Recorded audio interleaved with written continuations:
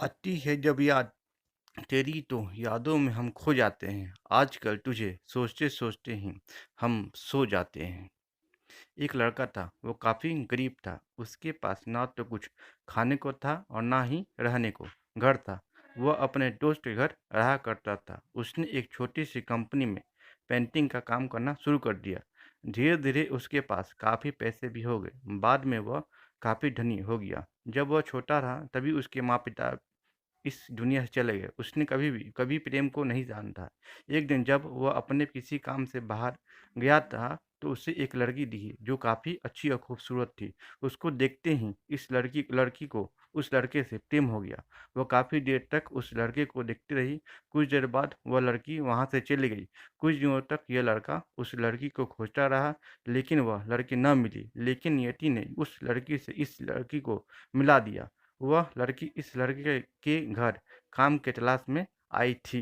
लड़के ने लड़की को तुरंत घर के काम के लिए रख लिया। जब वो लड़की इस लड़के से मिलने आई थी तो उस समय इस लड़के ने कुछ शब्द भी साफ से नहीं बोल पा रहा था, जिससे लड़की को लगा कि यह लड़का गूंगा है।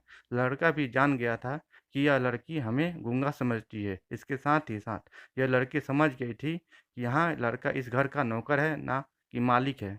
अब जब भी यह लड़का उस लड़की के पास जाता तो गूंगे बन जाता। धीरे धीरे वह लड़की इस लड़के पर काफ़ी रहम खाने लगी। अब इसे उसे इस लड़के की लाचारी पर प्यार होने लगा। लेकिन फिर वह लड़की एक बार से डर कर पीछे हट जाती थी। इस लड़की के भी माता पिता बचपन में ही मर चुके थे। इस लड़की को उसके चाचा ने पाला था और वह चाहता था कि वह जब तक जिंदा रहे यह लड़की उसे खाने को पैसा पैसा दे। लड़की का प्रेम हद से भी बाहर जाने लगा। लड़के की खांसी पर भी वह लड़की दौड़ी उसके पास पहुंच जाती थी। अब लड़का भी समझ गया कि इस लड़की को मुझसे प्रेम हो गया है। लड़का भी बहुत ज़्यादा उस लड़के से प्रेम कर रहा था। उसने पहले लड़की के बारे में सब कुछ पता किया।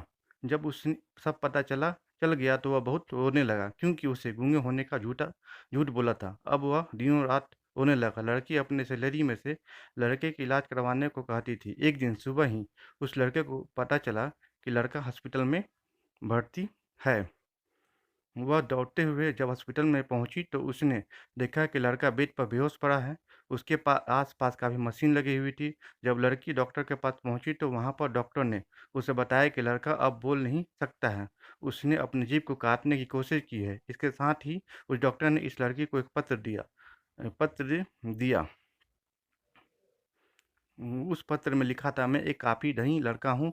जिस घर में तुम काम करती हो उस घर का मैं मालिक हूँ। लेकिन इसके साथ ही मैंने तुमसे एक बहुत बड़ा झूठ बोला है कि मैं गूंगा हूँ। अब इस झूठ का प्रायश्चित करने के लिए मैं ऐसा काम करने जा रहा हूँ। इसके साथ ही तुम मेरे घर से मेरे मैनेजर से पैसे लेकर अपने चाचा को दे देना और एक नई ज़िंदगी की शुरुआत करना। अगर हो सके तो मुझे माफ़ कर देना। इस पत्र को पढ़ने के बाद उस लड़की के आंसू भर आए। वह दौड़ते हुए मंदिर में गई। उसने भगवान के सामने कसम खाया कि जब तक वह लड़का बोलने नहीं लगता तब तक कुछ नहीं खाएगी, भले ही वह मर क्यों न जाए। इस इधर डॉक्टर भी उस लड़के की इलाज कर रहे थे। ईश्वर ने दोनों के मन की बात कबूल कर ली और अब लड़का बोलने लगा, लेकिन वो अपनी याददाश्त को खो गया। अब उसे कुछ भी नहीं याद था। अब इसके बाद लड़की ने उसकी याददाश्त के लिए काफ़ी कुछ किया, लेकिन याददाश्त न आ सका। मगर प्रेम की नींव को झूठ पर रखा गया तो वह गिर ही जाता है। इस स्टोरी अच्छी लगी हो तो वीडियो को लाइक और शेयर करिएगा और चैनल को सब्सक्राइब कर